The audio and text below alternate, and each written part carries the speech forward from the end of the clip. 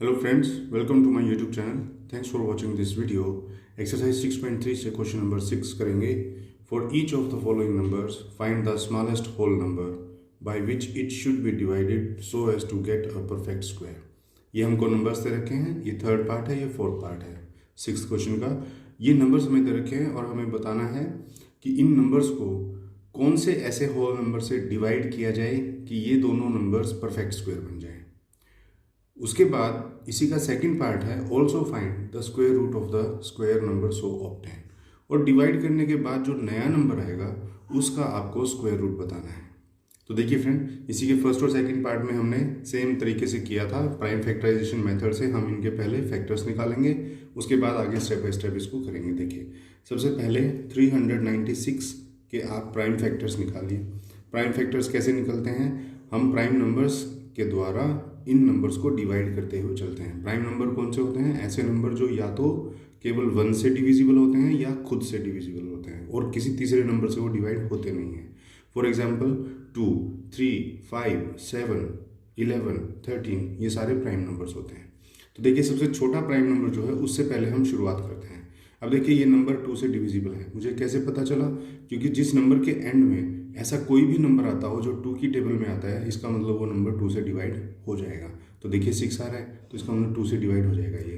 तो 2 से जब हम इसको डिवाइड करेंगे तो आंसर आएगा 198.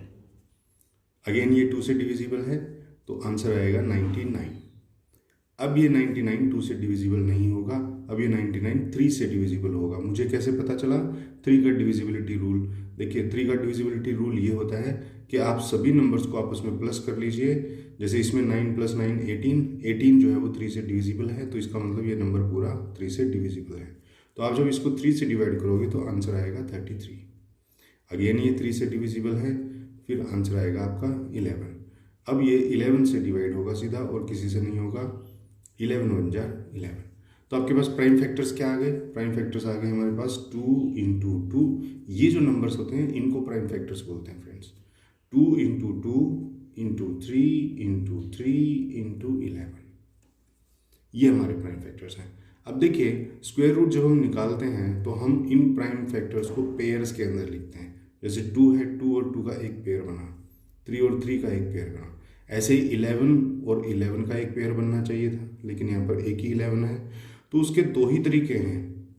अगर यहाँ पर एक 11 और आता तो भी ये नंबर परफेक्ट स्क्वायर होता, या मैं एक काम करता हूँ, इस नंबर को इस 11 से डिवाइड ही कर देता हूँ. तो क्या होगा? जब नया नंबर आएगा और उसको हम फैक्टराइज करेंगे तो यहीं तक नंबर्स आएंगे, ये 11 आएगा ही नहीं. तो फिर देखिए, अब हम लिख देंगे यहाँ पर so the number should be divided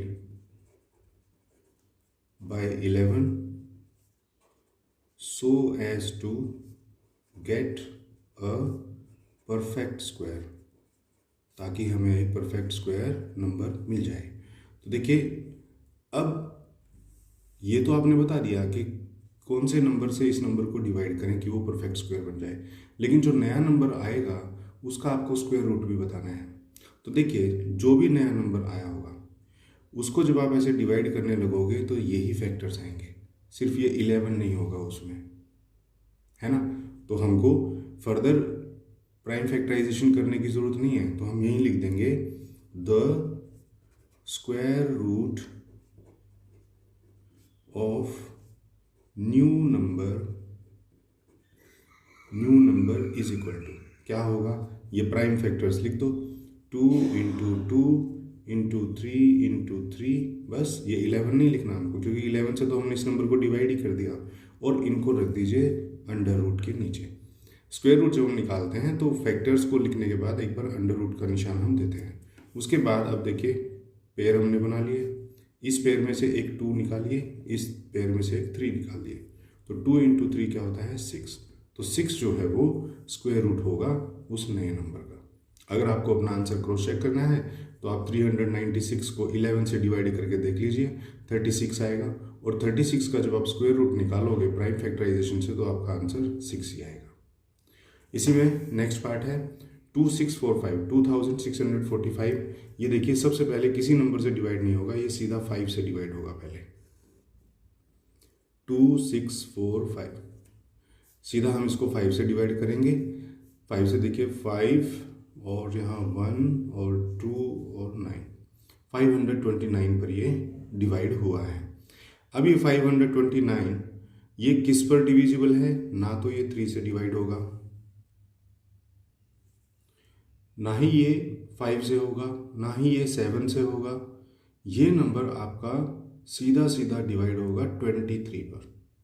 देखिए कुछ क्वेश्चंस ऐसे आ जाते हैं जिसमें आपको लगेगा कि अरे ये तो किसी भी नंबर से डिवाइड नहीं हो रहा, तो आपको करते करते करते करते चले जाना है।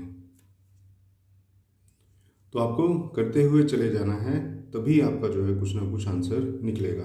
तो देखिए यहाँ पर 23 से हम डिवाइड करेंगे तो 23 ही नीचे आंसर आएगा, और फिर अगेन ये 23 पर डिवाइड होगा तो यहाँ 1 आ जाएगा। तो हम लिखेंगे प्राइम फैक्टर्स हमारे क्या आ गए? 5 इंटू 23 इंटू 23। अब देखो 23 और 23 का तो पेयर बन रहा है, लेकिन 5 का नहीं बन रहा। तो जो नंबर अकेला बच जाता है ना, उसी से हमें इस नंबर को डिवाइड करना है। तो हम लिख देंगे so the number must be divided by 5 so as to get a perfect square, ताकि वो एक परफेक्ट स्क्वायर बन जाए। तो अब जो नया नंबर आएगा उसका स्क्वायर रूट हम कैसे निकाल देंगे? तो हम निकाल देंगे the square root of new number. कैसे निकालते हैं? इन सभी फैक्टर्स को 23 इंटू 23, 5 हमें लिखना नहीं है क्योंकि 5 से तो हमने इसको डिवाइड कर दिया। तो जो नया नंबर आएगा और आप उसको जब प्राइम फैक्टराइज करोगे तो 23 और 23 बस आएंगे, 5 नहीं आएगा। तो अब इसके ऊपर दिखा दीजिए आप अंडर रूट। इस अंडर रूट का मतलब ये होता है कि ये स्क्वायर रूट हम इनका अभी निकाल रहे हैं। तो अंडर रूट जब हम निकालना शुरू करते हैं तो नीचे नीचे हम पेयर करेंगे। पेयरिंग में से जब एक नंबर आप निकाल लेते हो तो ये अंडर रूट अपने आप हट जाता है। तो बस आंसर आपका आ जाएगा 23। तो जो नया नंबर आया था उसका स्क्वायर रूट होगा 23। तो फ्रेंड, ये था हमारा क्वेश्चन नंबर 6 का 3rd and 4th part. I hope आपको ठीक से समझ में आ गया होगा। नेक्स्ट पार्ट्स के लिए मिलेंगे नेक्स्ट वीडियो के अंदर। तब तक के लिए